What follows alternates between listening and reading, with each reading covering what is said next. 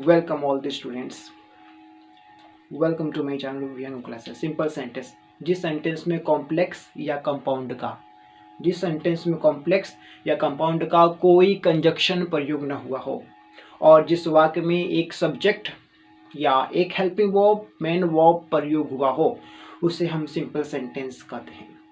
आज हम पूरी वीडियो सिंपल सेंटेंस के ऊपर सॉल्व करेंगे। ये ना सिर्फ 10th 11th 12th बल्कि ऑल कॉम्पिटिटिव एग्जाम्स के पॉइंट ऑफ व्यू बहुत इंपॉर्टेंट है। पूरा वीडियो लास्ट तक देखिएगा।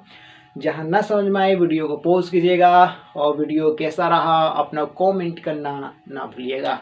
Okay, let's start it. आपके सामने एक सेंटेंस है, you seem to know him.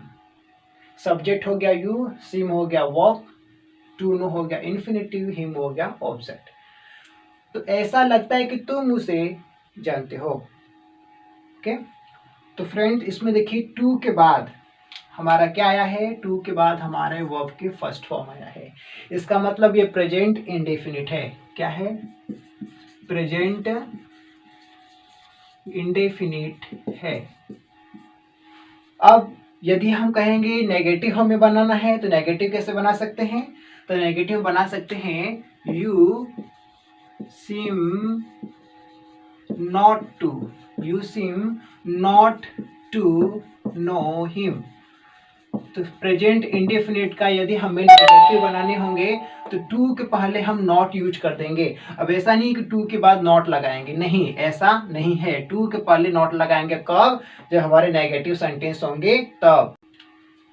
You seem to be playing, ऐसा लगता है कि तुम खेल रहे हो। मतलब ये कॉन्टिन्यूअस है। क्या है?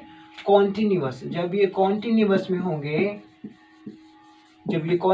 में होंगे तो टू के बाद बी का प्रयोग करेंगे और बी के बाद आईएनजी लगाएंगे। यही मिस्टेक होता है कि जब कॉन्टिन्यूअस होता है तो टू के बाद डायरेक्ट हम वर्ब में आईएनजी लगाते हैं, जबकि ऐसा नहीं है। जब भी कॉन्टिन्यूअस में होंगे तो टू के बाद हमें बी लिखना है और बी के बाद वर्ब में आईएनजी का प्रयोग करेंगे, नहीं तो सेंटेंस हमारे रॉन्ग हो जाएंगे। यदि इंडेफिनिट में होंगे तो टू के बाद डायरेक्ट क्या करेंगे? वर्ब के फर्स्ट फॉर्म का प्रयोग करेंगे। ओके फ्रेंड, टू के बाद क्या करेंगे? वर्ब के फर्स्ट फॉर्म का प्रयोग करेंगे। लेकिन जब कॉन्टिन्यूअस होंगे तो टू के बाद बी और बी के बाद वर्ब में आईएनजी का प्रयोग हम करेंगे।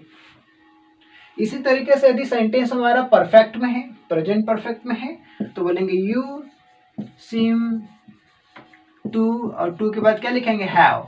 टू के बाद हैव का प्रयोग करेंगे। हैव के बाद हम सीधे वर्ब का थर्ड फॉर्म लिखेंगे। तो यहाँ क्या हो जाएगा? You seem to have done this work.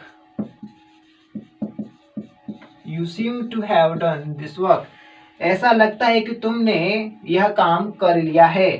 Okay friends, तो सीम के बाद टू और टू के बाद हैव के बाद थर्ड फॉर्म। मतलब जब हमारा क्या होगा? परफेक्ट टेंस में होगा तो हैव के बाद हम वर्ब के थर्ड फॉर्म का प्रयोग करेंगे। कब? जब ये परफेक्ट होगा तब। अब एक चीज और है, परफेक्ट मतलब परफेक्ट, चाहे वो प्रेजेंट परफेक्ट हो चाहे वो पास्ट परफेक्ट हो। टू के बाद हमेशा हैव का प्रयोग करेंगे। ऐसा नहीं कि टू के बाद हम हैज लिख दिए, ये रॉन्ग माना जाएगा।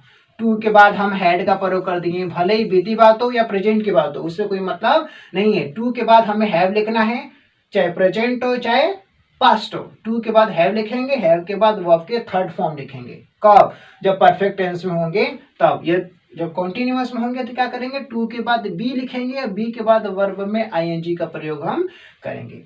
इसी तरीके से यदि सेंटेंस में हमारे मेन वर्ब नहीं है, वाक्य के अंत में होना आए और होना का पहले एडजेक्टिव आए। क्या बोले? वाक्य के अंत में होना आए और होना का पहले एडजेक्टिव आए, तो उस समय हम क्या करेंगे?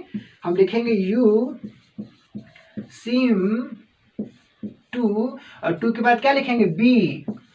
पिछले वीडियो में मैंने आपको बताया था कि जब लास्ट में होना हो और होना का पहले एडजेक्टिव आए तो बी को क्या करते हैं? क्रिया मानते हैं। तो बोलेंगे you seem to be honest, ऐसा लगता है कि तुम क्या हो? ऑनेस्ट हो। ओके, तो जब भी हमारे सेंटेंस में एडजेक्टिव होंगे मतलब मेन वर्ब नहीं होंगे, होना शब्द आएगा और होना के पहले क्या होंगे? एडजेक्टिव होंगे, तो टू के बाद बी और बी के बाद हम एडजेक्टिव का प्रयोग करेंगे। कभी कभी सेंटेंस में आते हैं कि बी के बाद थर्ड फॉर्म आ जाते हैं या बी के बाद हैव आ जाएंगे ना, ऐसे सेंटेंस बहुत से आते हैं। बी के बाद जब हैव आ जाएंगे तो सेंटेंस हमारे रॉन्ग हो जाएंगे। तो आगे मैं आपको बता रहा हूँ। तो you seem to be honest, तो कब, जब हमारे बी के बाद एडजेक्टिव आएंगे तब। इसी तरीके से जब वाक्य के अंत में होना आए और होना के पहले क्या है, हमारा होना के पहले नाउन आए, तब उस समय हम टू के बाद हैव का प्रयोग करेंगे। For example, you seem to have, क्या बोलेंगे, यू सीम टू हैव क्या, money, you seem to have money, ऐसा लगता है कि तुम्हारे पास पैसा है। कब, जब होना के पहले नाउन आए, जब वाक्य में नाउन होंगे, मेन वर्ब नहीं होंगे, होना शब्द आएंगे, तो वहां पे नाउन के, हम हैव के बाद नाउन का प्रयोग करेंगे। तो क्या करेंगे, हैव के बाद हम नाउन का प्रयोग करेंगे। तो मैंने आपको बताया कि जब प्रेजेंट इंडेफिनिट की बात होगी तो टू के बाद वर्ब के फर्स्ट फॉर्म का प्रयोग करेंगे। यदि वाक्य नेगेटिव होंगे तो टू के पहले नॉट का यूज हम करेंगे। उसी तरीके से सिमिलरली जब कॉन्टिन्यूअस होंगे तो कॉन्टिन्यूअस में टू के बाद बी, अब बी के बाद वर्ब में आईएनजी का प्रयोग करेंगे। वहीं दूसरी ओर जब परफेक्ट टेंस में होंगे, चाहे वो प्रेजेंट परफेक्ट हो चाहे पास्ट परफेक्ट हो, तो टू के बाद हैव लगाएंगे और हैव के बाद वर्ब के थर्ड फॉर्म लगाएंगे। और जब हैव का प्रयोग करेंगे तो टू के बाद कभी हैज का प्रयोग नहीं करना है, हैड का भी प्रयोग हमें नहीं करना है। उसी तरीके से जब सेंटेंस में होना हो, होना के पहले एडजेक्टिव है तो बी को वर्ब मानते हैं, उसके बाद एडजेक्टिव लिखेंगे। और सिमिलरली जब सेंटेंस में होना है और होना के पहले नाउन है, जैसे अनुभव, पैसा, ऐसे कुछ शब्द आएंगे, तो हैव के बाद हमें क्या प्रयोग करना है, नाउन का प्रयोग करना है। ओके, ये बहुत इंपॉर्टेंट है। इसी तरीके से यदि पैसिव वॉइस में होंगे, जैसे बोलेंगे you seem to be scolded, ऐसा लगता है कि तुम्हें डांटा जाता है, ऐसा लगता है कि तुम्हें डांटा जाता है। तो यू सीम टू के बाद क्या लिखे, बी, पैसिव वॉइस का हेल्पिंग वर्ब, फिर बी के बाद क्या लिखे, वर्ब के थर्ड फॉर्म। जहां भी बी के बाद आपके वर्ब के थर्ड फॉर्म दिख जाएंगे, समझ जाइए क्या है, ये हमारा पैसिव वॉइस में है। ये बहुत इंपॉर्टेंट ये भी है। तो कब, जब टू के बाद बी हो और बी के बाद वर्ब के थर्ड फॉर्म आएंगे तो ये पैसिव वॉइस में कहलाएंगे। अब ऐसा नहीं है कि टू के बाद बी आए, बी के बाद हैव आ जाएंगे तो सेंटेंस हमारे रॉन्ग हो जाएंगे। तो बी का दो कैसे हो गया, बी के बाद जब एडजेक्टिव आएंगे तब ये सेंटेंस सही माना जाएगा, और जब बी के बाद वर्ब के थर्ड फॉर्म आएंगे तब भी सेंटेंस हमारा सही माना जाएगा, और जब बी के बाद वर्ब में आईएनजी आएंगे तब भी सेंटेंस हमारे सही माने जाएंगे। तो टू के बाद का जितने पार्ट हैं वो बहुत इंपॉर्टेंट है, यही मेरा मेन उद्देश्य है, मुख्य उद्देश्य है। टू के बाद वर्ब के फर्स्ट फॉर्म, यदि नेगेटिव होंगे तो नॉट टू के बाद वर्ब के फर्स्ट फॉर्म, यदि कॉन्टिन्यूअस में होंगे तो टू के बाद बी, और बी के बाद वर्ब में आईएनजी फॉर्म, यदि परफेक्ट टेंस है तो टू के बाद हैव के बाद वर्ब के थर्ड फॉर्म।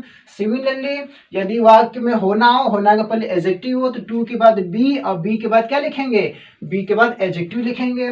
उसी तरीके से फिर यदि वाक्य में होना हो, होना के पहले नाउन हो, तो हम हैव के बाद, टू के बाद हैव के बाद नाउन का प्रयोग करेंगे, हैव के बाद नाउन का प्रयोग करेंगे। वहीं दूसरी ओर जब हमारे वाक्य क्या होंगे, पैसिव वॉइस में होंगे, तो टू के बाद बी और बी के बाद वर्ब के थर्ड फॉर्म का प्रयोग करेंगे।